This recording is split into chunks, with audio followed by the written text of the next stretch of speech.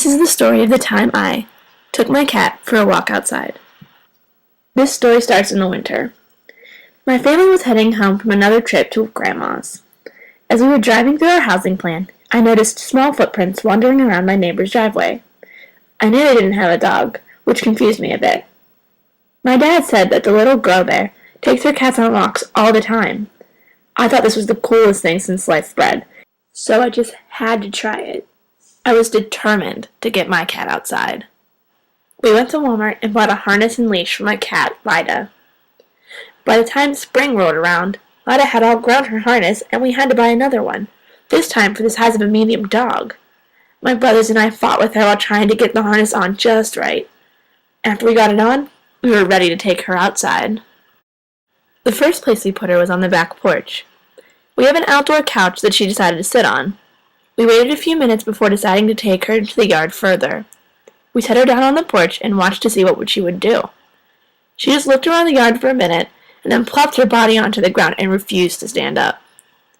We thought she was being boring, so we tried to get her to move. When she wouldn't budge, I picked her up and carried her to the edge of the flower garden. She walked along the edge, probably looking for a nice spot to lay down. When she didn't find a satisfying spot, she stepped down from the ledge and continued to cross the yard, heading to the back door again. My brother Jason scooped her up and carried her to the corner of our neighbor's yard. We nudged her along the way until she ended up on the pavement of the road.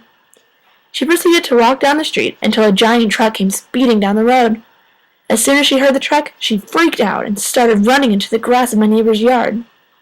By this time, Lyda is extremely panicked. She ran up the side of my neighbor's house and right up to the back door. She pawed at their door, hoping someone would let her in. When no one came to her rescue, she stood up. She looked so traumatized that I just had to take her back home. I lifted her up and carried her back to our backyard.